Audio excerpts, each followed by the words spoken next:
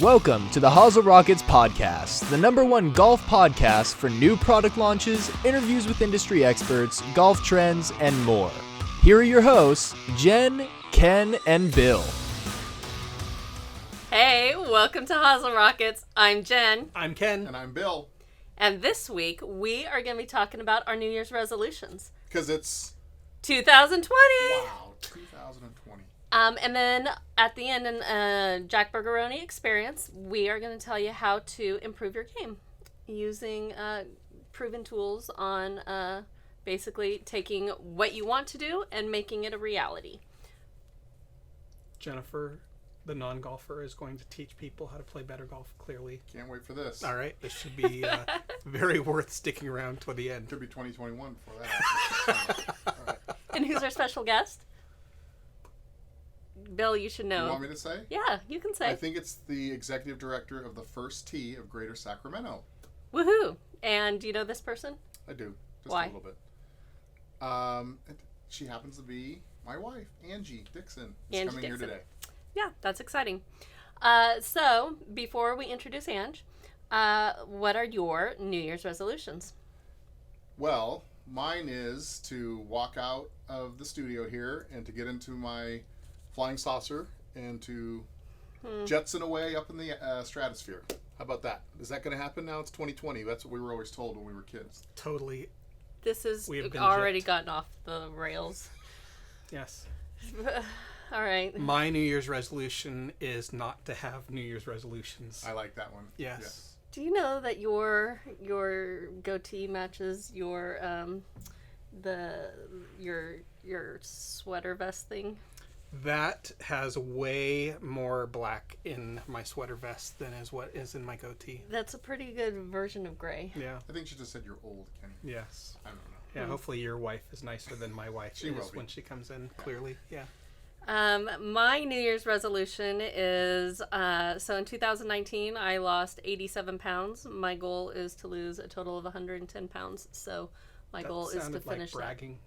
that. Oh, it's not That's bragging. pretty impressive. Yeah. Jennifer That's- looks terrific. It's awesome. Yes. I'm getting there. I'm getting there. So my goal is to finish that goal. Yeah. So, 22 more pounds? That's, that it? That's between 22 and 42. I'm not sure how far I want to go, but my initial goal had been to lose 110 pounds. That's So incredible. that's where I'm starting. Congratulations. We had some readers send in I what know. their New Year's resolutions were. I think That's we should say some of them. There's some good ones. All right. Do you want to start? Sure. Brad Springman said, trying to balance my swing, Fireball, and Bud Light. I have 2 of them figured out so far. Which two? I wonder. I am guessing the last 2 would be my guess. Oh. Yes. Spencer Hughes, we're friends with Spencer. He wants to improve his schedule in order to golf more. Period. I like that one, actually. That's a good one. Yeah. Scotty Burnett said, need to learn how to close my swing. Everything's so open. I'm tired of bananas. I'm guessing he's not talking about the fruit. No. Banana slice. Huh? Yes. Open club face. Yeah. Clearly hitting it to the right if he's He could come right-handed. here. We could help him with that. Yeah, for Our sure. Staff could. Right? Yeah. And I know I've mentioned this before, but you're kind of a weird banana fan, and I know that we're not talking about the eyes you just gave me, but you have some weird fascination about the perfect Makes rightness. it awkward every time. I Perfect need rightness. our studio technician here to help me with this. I know, Clay. You and Clay, when it comes he to would be backing bananas. me about this situation with Yes. the banana. Where is Clay anyway? All right, well we'll find out where Clay's banana is here. Yeah. So Juan Carlos Bautista wants to improve his consistency. I'll skip down to Bob Betchel. He wants to regrip his ball retriever. See, those are goals I can get behind. do you even know why that's funny, Jennifer? No, I don't. I didn't think so. That's why I had to ask. Do you know what a ball retriever is? Yes, I Okay. do. That means he uses it a lot. Yeah, to get it the So the ball out of the water. grip is worn out, and so he needs to get it regripped. Thank you. So it's very humorous. Okay. Yeah, that's going to be part of her how to improve your golf game Yeah. in 2020 later. Oh my goodness. And then I'll do one more since you guys are just mocking me. Tony McGrath wants to have time to play more than just 5 times a year. You forgot Rick Hamlin, who wants to score. Okay. Should we leave it at that? Was Yes. it Rick Hamlin or was his first name Daniel? Yeah, I don't know. Rick, I like your style, buddy. Yes. Yeah. And with that, we'll introduce Angie Dixon, the Executive Director for the First Tee of Greater Sacramento.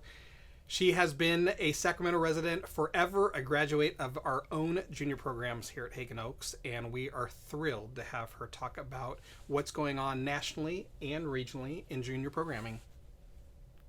Welcome, Ange. Hello. We're so Great happy to be here. Yeah, we're so happy you're here. We've known you for a little while. You were officially on my first date with Ken. Yes.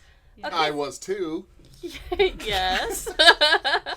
Clearly, she's more happy about Angie. I was going to though, say, so, Jennifer's yeah. like, I'm purposely not mentioning that because Yeah. I almost didn't date Ken a second time. All right, let's dive in. Let's ask some questions. So, Angie, First Tee, give a listener who may be somewhat familiar with the name but kind of not the mission, kind of what they're trying to do nationally. Well, we are part of the First Tee here in Sacramento. We're one of 160 chapters. Okay. We teach life skills and core values through golf. So we have programs at 88 area elementary schools in town, 12 different golf course locations, and we reach a little over 54,000 young people every year in Sacramento. It's amazing. So super fun. They learn all kinds of things. Our core values: honesty, integrity, respect, confidence, responsibility. And then they also learn life skills like how to introduce yourself, goal setting, appreciating diversity, setting goals. So I'm going to just dive into that for a moment because all 3 of our boys so far, I guess Heather has 2, but not so much, have gone through some of the First Tee programs. Mm-hmm. None of them are golfers per se, but they have gone through the programs. And the life skills aspects, as well as the core values, are by far the parts that they have gotten the most value from, more than anything.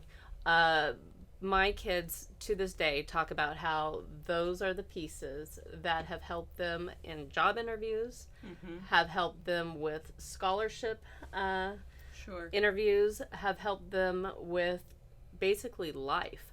Because I feel, and I don't mean to like get political or anything, but I feel that kids today, a lot of kids today, really are lacking a lot of those life skills that I believe the First Tee really does help provide. I mean, we're intentional about that. We're getting young people kind of off their phones and outdoors and socially engaged with others, in a fun environment. And golf is the hook. That's the way we get the kids interested, and they really enjoy the game, and a lot of fun activities involved with it. So it's not just like standing there hitting ball after ball or waiting in line to go. The coaches are trained so well to be just really purposeful and making sure that the kids are having a great time while they're learning. So, one of my favorite things about the program is the kids coming out on the tail end, and we have our scholarship interviews, and we see these kids that started out just super shy and couldn't even hardly speak, and they're talking at the scholarship interviews, and we've got board members in there, and they're just like, wow, these kids are amazing. We've had 2 young ladies go and speak in front of Congress at National Golf Day. So I would say the program definitely builds confidence. It gives them skills that they can take with them. And our curriculum is intentional around that. So our Eagle and Ace class, which they get to later on, actually prepares them for college and So tell us interviews. more about that. What Yeah. are the Eagle and Ace certifications? So you start out at player level with the First Tee. Everyone starts there, and they learn our 9 core values. And then you move to par. And in the par level, you learn things like how to introduce yourself, meeting, greeting, different skills within there, staying positive. Then you move to birdie, which is all about goal setting. So I'm going to stop you there for a Yeah. moment. Staying positive. Now, the school that my kids go to has had such a difficult time in the last 4 or 5 years, in that every year in the last 6 years, 4 of those years that I can think of, we've had a suicide. Because I believe there's so much pressure on kids these days, and there's so much negativity, I feel, coming on these children. Sure. With social media, with so much just, thrown at them. This ability to stay positive is so difficult in this day and age, that this being something that you guys are actively teaching these juniors is potentially life-changing. Yeah, we teach it around the 4 R's, which is it's a reframing. So you have something that happens, and then you relax, you get ready, you replay what you want it to go, and then you redo it. So it's kind of this thing, and it's actually taught as a pre-shot routine or a through-shot routine in golf, but then it's translated. So that's the neat thing about the first tee, is the bridging to life and to school. So we teach a lot of things around golf, but then we say, hey, how could you use this at home? How could you use this at school? How could you use this with your friends? So definitely, I think another thing about the first tee is that we have caring adults. That's a big focus for us, is that our coaches are all caring adults, and they're folks that the kids can reach out to if they are struggling. So, but back to your question about kind of moving through. So after the birdie level, they go to Eagle and Ace, and that's where most of our teens are. So a lot of the teens are at that level, and they are actually filling out, they're doing college searches and kind of checking what colleges match them. They're doing little personality tests to see what matches up with them. They're doing job interviews, sample job interviews with people we'll connect them with, and career searches. So it's actually pretty comprehensive. I know our particular chapter has some other things going on with programs for kids with, and not even kids, but folks with special needs, and then tours also. Maybe give a little background on both of those 2 things. Sure. Well, golf is a game that is outstanding for people with disabilities. So the core strength needed and some of the things that you're doing actually help the synapses fire. So there are things that actually within it, there's been research done. I'm not an expert on this, but that basically they see improvement by the physical activity of golf in and of itself. But also, the ball's not moving. There's no one coming at you. You can go at your own speed. So we have an adaptive PE program for kids in high school that come for their PE classes. Some of them are in wheelchairs, walkers, physical and mental disabilities. Out here right at Hagen Oaks and at Bing Maloney, we have the California Eagles program.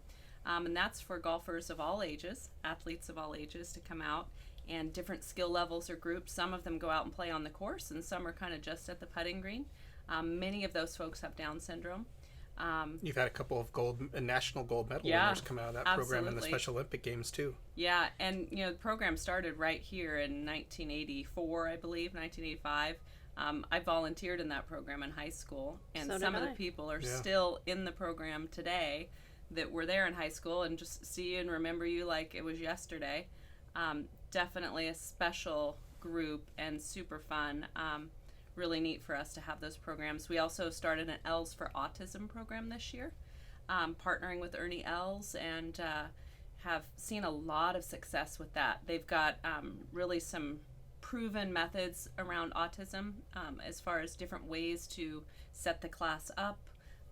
They do high fives and different things that kind of engage them in a different way, and we've seen just super social results from these kids. Their parents are saying it's just incredible once they've gone through the class. So definitely we have those. And then our competitive tour, that's been going since 1997, and we have a little over 300 kids that play right here in town at 25 area golf courses, and it's for kids that can break 100 basically.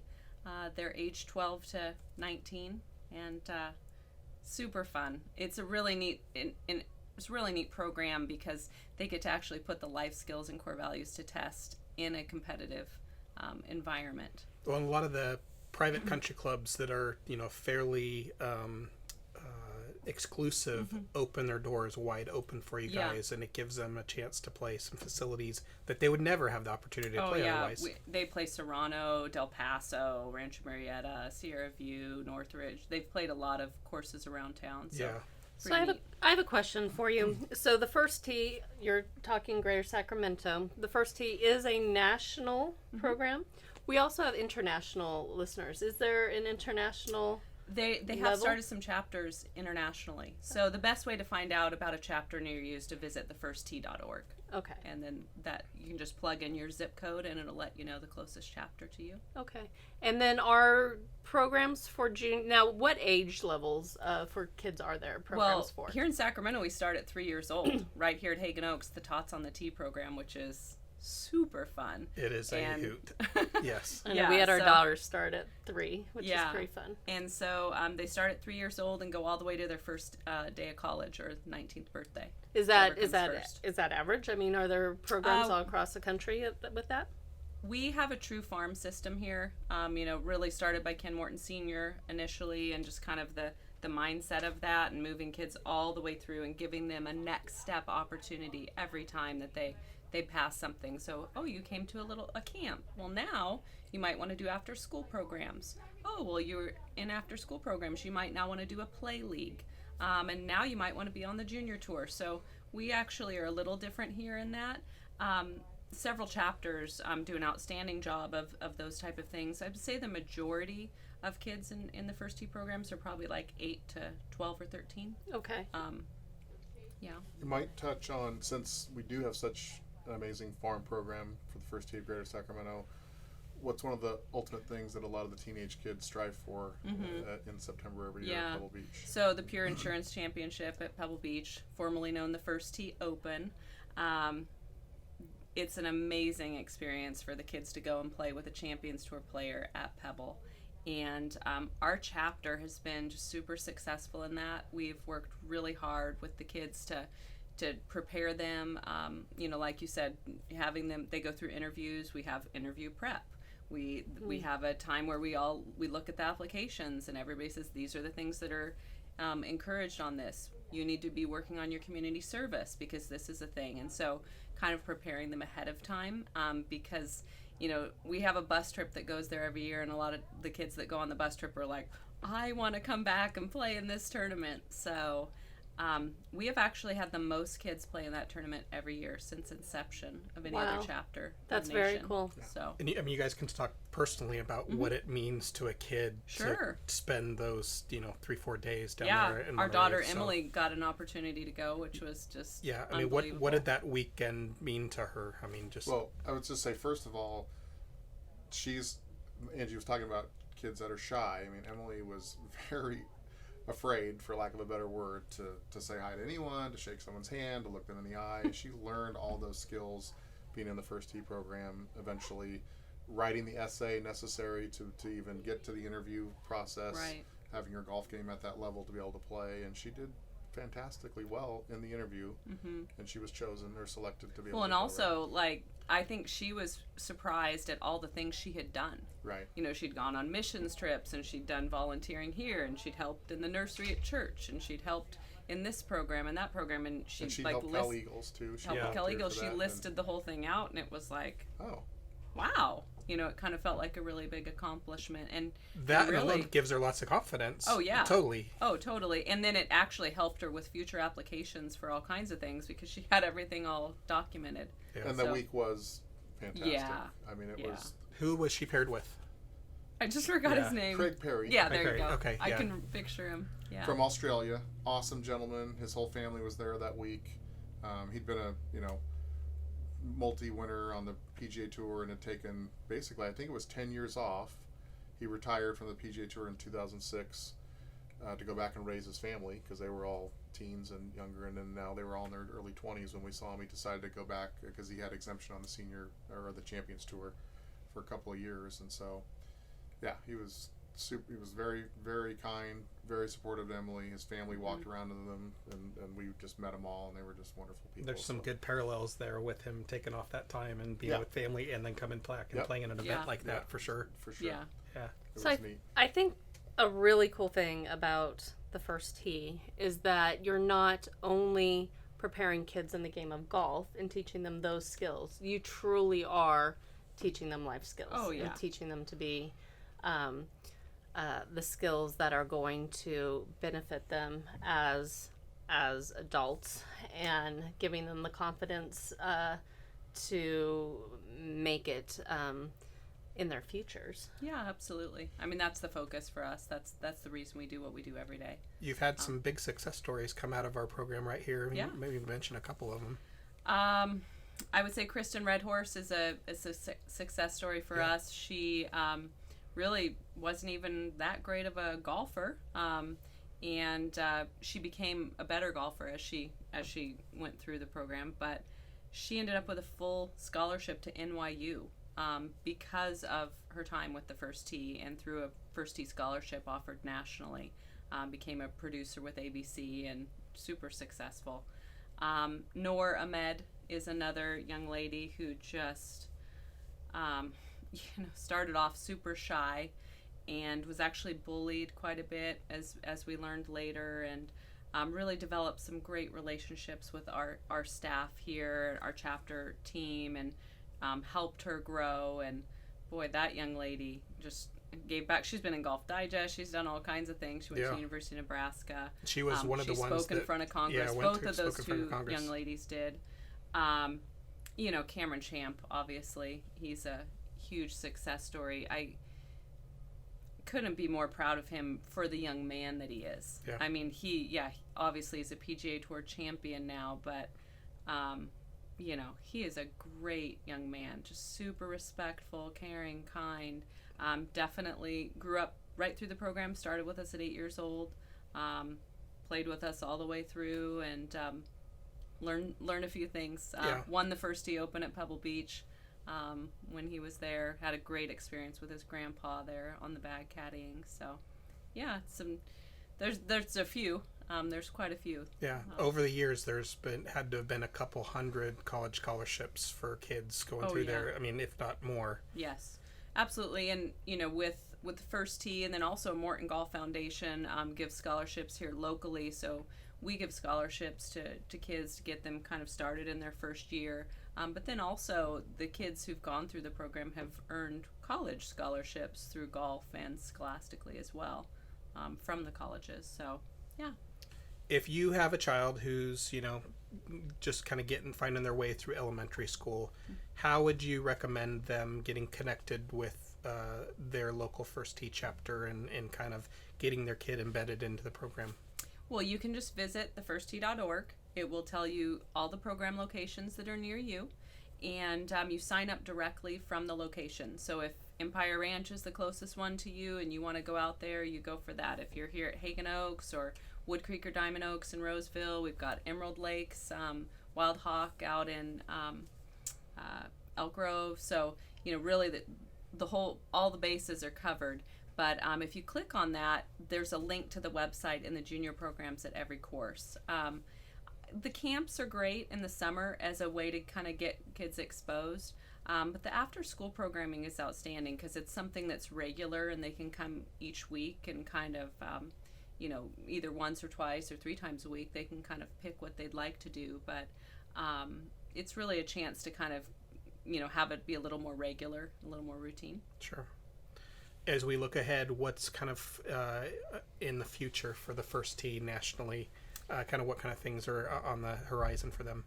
Well, nationally with the First Tee, they're looking at a whole new brand for this next year. So the First Tee celebrated 20 years in just recently here in 2019. And so now they're saying, well, what's next? And so, maybe the same logo that you all knew and loved for 20 years isn't kind of the same logo. I don't think it's anything drastic, but even, Coke and McDonald's and all of these things have changed over time. Apple, they were kind of showing us some progressions of logos and brands. So there's going to be a few things like that happening. There's also a curriculum update to kind of take into consideration a little bit more of use of technology and the ability of what's available to be able to use. Still definitely all about getting them active and outdoors though, but some of that will be incorporated.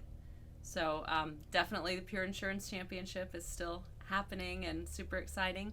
There's also going to be a new national championship for first tee players as well, so we're excited to hear more about that this year. That's great. Yeah, that's super exciting. Yeah. If someone had a question or additional ways to contact you, how might they do that? So the first tee greatersacramento.org is our website, and our office number is 916-486-6220. All right. Angie, we would like to thank you so much for being our guest today. Yeah, thank you. And no embarrassing questions from these guys who've known me since I was 16 years old. Yeah. This is pretty awesome. Not yet. Next time you're on. Oh, okay. Yeah, okay. 16. Kenny's known you long before. Well, actually, that's right. This is true. Kenny and I met when we were 11. Yes. So a long time ago, back when things were black and white. Yep. I know we have a lot of memories between the four of us. So, we are going to take a quick pause to hear a word from our sponsor, Morton Golf Sales, and after that, we are going to be back with the Jack Bergeroni Experience. Hey, Bill here. I wanted to pause real quick to thank our sponsor, MortonGolfSales.com. Morton Golf Sales is the #1 online retailer for all your golfing needs. From the newest clubs on the market to the classics that you can't find anywhere else, Morton Golf Sales has the best products and customer service at the lowest possible prices. Want to check out their huge online inventory of clubs, clothing, golf balls, accessories, and save 12% on your first order? Just use coupon code ROCKETS at checkout on MortonGolfSales.com. Exclusions apply. See site for details. Now, back to the show. Mom's Beef Hash has a first name. It's from a Can We See? But we all have another name. We call it untasty. We hate to eat it every day.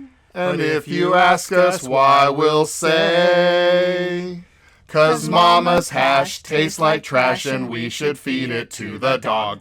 Welcome to the Jack Bergeroni Experience. Welcome back to Jack Bergeroni Experience. And yes, go ahead. No, I'm not going to tell It's anyone how to. 2020. Yeah. You promised. We've been doing this for like a whole year already, practically, and no one knows what the heck a Jack Bergeroni is. No one's asked. Okay. All right. Well, Someone please ask so that we can unveil the secret recipe to what makes Jack Bergeroni super cool. Okay. Okay, it's 2020, goal setting. We all have goals. We all want to get them achieved, right? Yes. Let's talk through how to do that. I think lots of people want to lower their score, and they're like, how do I actually do that? Because I think everyone sets goals. Most people fail at achieving those goals, which I'm sorry, but that's a fact, right? It's kind of sad. yeah.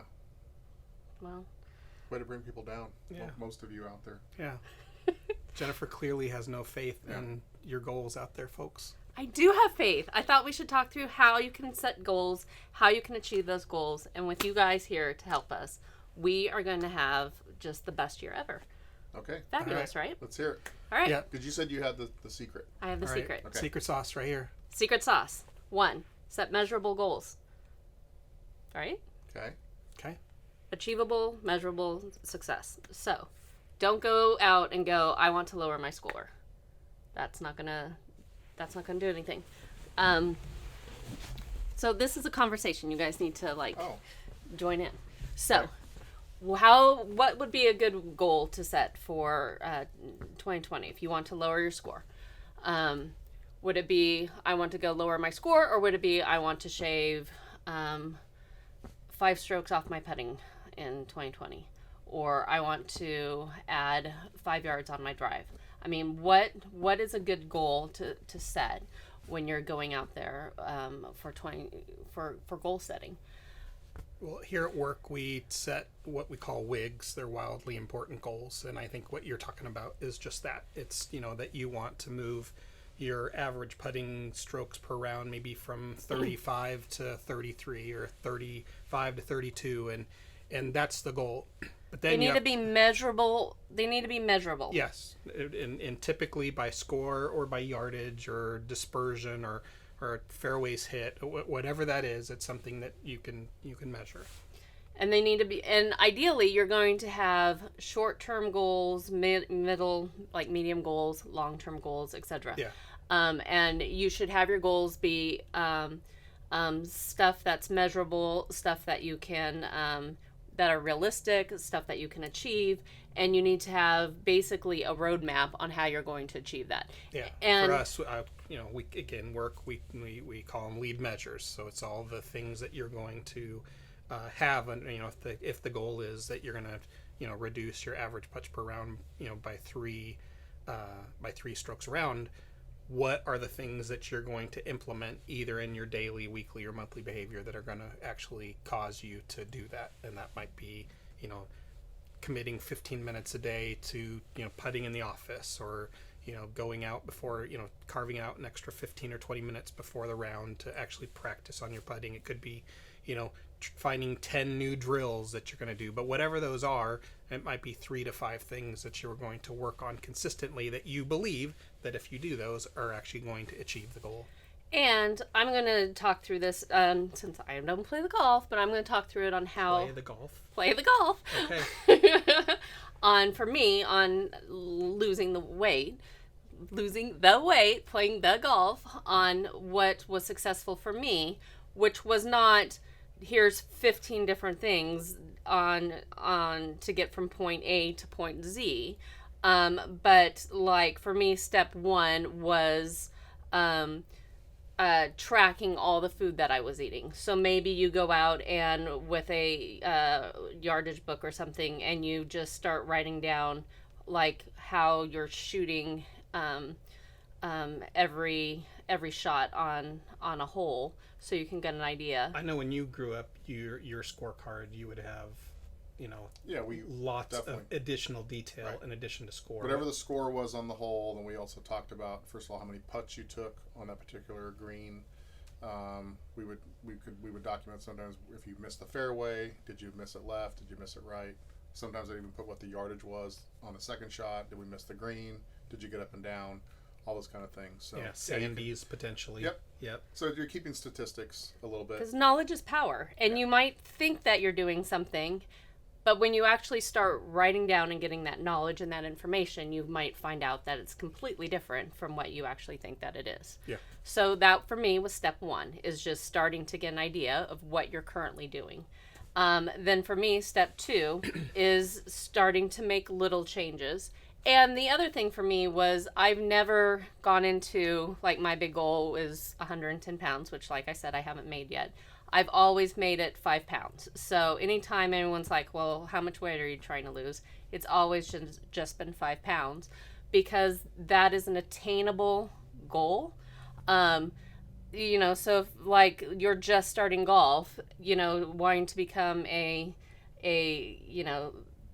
zero handicap, that is not an attainable goal for people. But if you want to shave 5 strokes off your game, that is attainable. That is something either you can do on your own, or that's something you can deal with a teaching pro. I went to a nutritionist to get some real advice, which I think is also important, going and getting actual tools to help you, so that get real knowledge to move forward with your goals. And then figuring out what a step is, and then building on those steps so that you have just foundation and building blocks. So let's say you have a big long-term goal of wanting to achieve something. Maybe in January that goal is 3 days a week you're going to go out and you're going to putt for 15 minutes a day.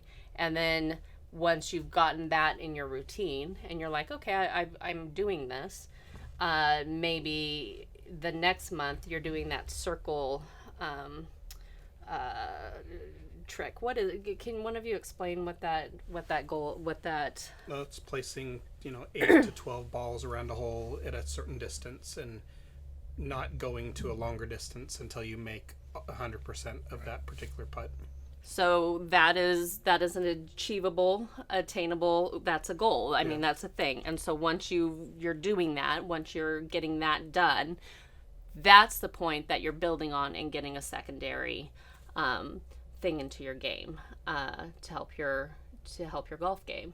So you're talking about lead measures, which is a similar thing. I mean, it doesn't matter what your goal is. These are the same type of lead measures. These are the same type of steps that you would do to achieve lowering your score, losing weight, whatever it is that you want to achieve in your life. I know your oldest daughter played golf at a very high level, number 1 on her girls' high school team, and played some college golf. What kind of planning did you do with her as you were doing, goal objectives with her golf game? Yeah, well, and like Jennifer was saying, we had Em actually was taking golf lessons and instruction from Tom, your brother, who's an amazing teacher and great player himself, and so he helped set those type of goals for her, and again, recognizing when we're looking at where she was losing her strokes, found out a lot of times it was when she would miss the green, she's not getting up and down at a high percentage, and so that's where the focus became working on pitch shots, working on chip shots. That was where because she could hit the ball pretty far and pretty straight, since she was young, but again, it was around the green, just the inconsistency. Pretty good putter too, she was, but just the chipping and pitching. A lot of her peers would get up and down 90% of the time, and she was probably only 50% of the time. So there was a period of time where Tom was focusing on that with her, and that's where Emily would go out to the academy holes and just work strictly on short game, chipping, pitching, and it dramatically improved from one summer into her high school, I guess, I don't want to say career, but the high school team and playing, she did super well the following fall. So. Yeah, and I'd say that goes for the lion's share of the golfers out there. We all like hitting balls in the driving range, and we before you play, you usually go out and putt, but very rarely are we practicing our pitching and chipping. Right. And that's where a ton of strokes can be saved. Yeah.